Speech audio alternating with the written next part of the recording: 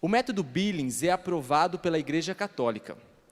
Porém, esse método não pode servir como uma espécie de, aspas, camisinha católica para que o casal o utilize somente para terem filhos quando eles quiserem e não quando Deus os mandar? Muito bem. Então, nós como casados, né, muitos casais estão passando por uma dúvida, Brasil afora, e se perguntam, né, sobre espaçar o número de filhos, né? Então, do que eu entendo, e aqui eu sei que é uma matéria de moral, então os padres não só, espero que completem, mas melhorem e corrijam, se for o caso também. Eu sei que para realmente a gente poder ver se vai passar um filho, ele requer que a gente tenha um contato com um diretor espiritual, com um sacerdote experimentado, né? E que a gente veja o seguinte: olha, a igreja coloca, se não me engano agora, que eu saiba, 4 motivos para pensar nesta situação, né?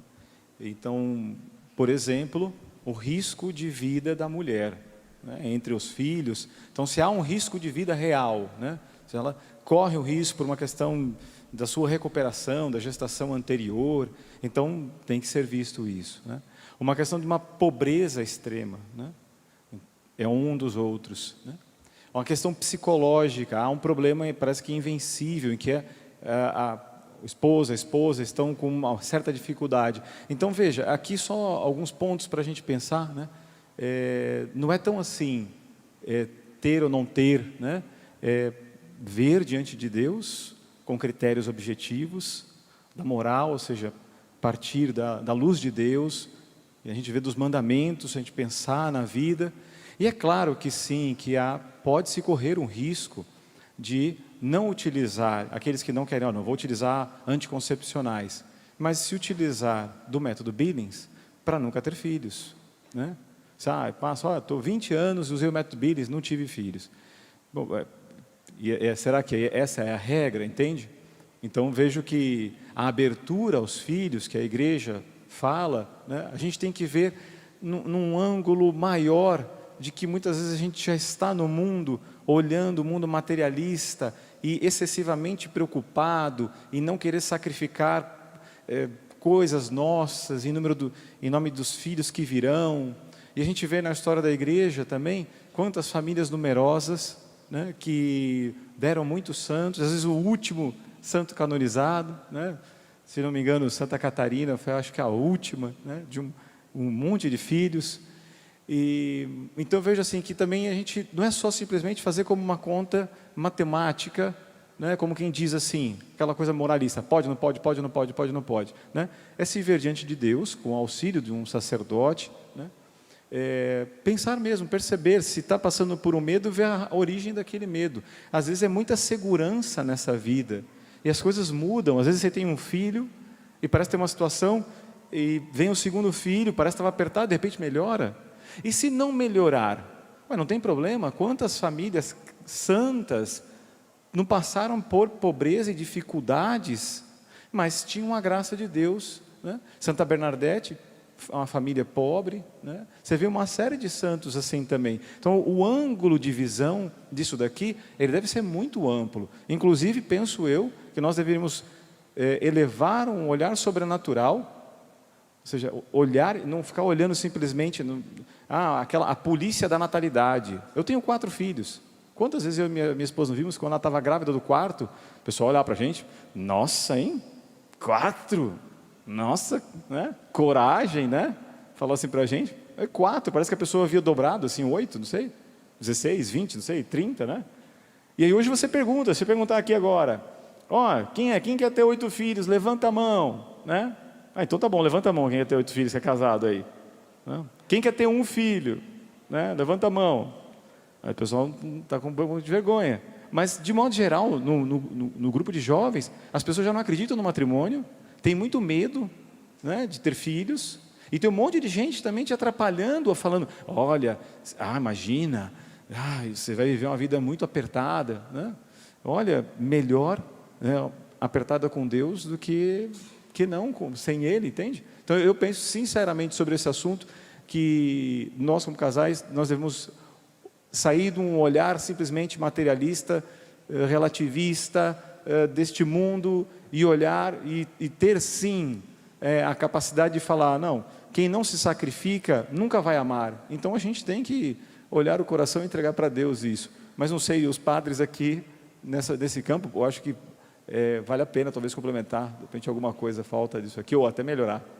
Não, a resposta está correta, moralmente correta, é aquilo que a igreja ensina, o que está na encíclica Humanae Vitae, não é? É necessário ter uma razão séria, fundamentada, para usar os períodos não férteis.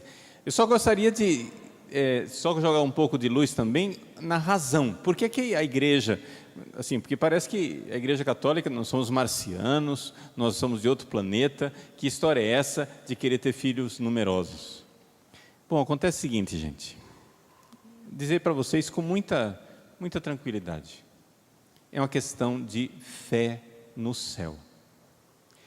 Quando eu fui concebido, só para dar um testemunho pessoal, isso aí da teoria, porque o pessoal diz, pimenta nos olhos dos outros é refresco, né, padre? O senhor não tem mulher, o senhor não tem filho. Vamos ser bem objetivos. Quando eu nasci, meus pais moravam numa kitnet. E estavam numa situação de fome mesmo. Minha mãe me levou ao médico, e o médico disse, minha senhora, seu filho não está doente, a senhora tem que dar comida para o seu filho, é subnutrição. Então meu pai, com lágrimas nos olhos, nos levou até a casa do meu avô e disse, o senhor cuide da sua filha, cuide dos seus netos por enquanto, porque eles estão passando fome comigo, eu vou trabalhar, quando eu tiver dinheiro, eu irei buscá-los. E de fato ele veio nos buscar. Mas acontece o seguinte, gente, eu passei fome quando era criança? Passei, ainda carrego as marcas disso, Eu estou com 52 anos, quando eu abro a geladeira da casa paroquial, ainda hoje, ainda me vem um sentimento de culpa. Eu vou comer e vai faltar. É um sentimento irracional que ficou, é evidente, eu como, né? Nada, não me detenho, mas ainda está lá. Eu vou passar manteiga numa torrada, eu passo a manteiga e eu sempre passo a faca de volta para tirar o excesso, porque aquele excesso vai servir para outra torrada. Foi a educação que eu recebi de quem não tinha muito o que comer. Foi assim que eu fui criado. Só que eu quero dizer para vocês, gente, apesar da pobreza e da fome, eu estou muito feliz de existir, porque um dia eu vou ver Deus no céu e vou me sentar no banquete do Cordeiro junto com nosso Senhor Jesus Cristo e os santos. Estou muito feliz de existir. E eu digo, e certamente no céu, quando eu chegar no céu com meu pai, minha mãe, minhas irmãs, eu vou olhar para o meu pai, para a minha mãe e vou dizer, obrigado papai, obrigado mamãe, eu estou vendo Deus, eu existo, e eu vou ver Deus por toda a eternidade. Gente, não tem sofrimento neste mundo que se compare à alegria que nos espera no céu. Quem crê no céu não pensa duas vezes. Quem crê no céu diz sim à vida. Quem crê no céu diz, estou feliz de existir, vou lutar, quero celebrar a glória de Deus no céu para sempre. Amém. Ficamos por aqui então, obrigado.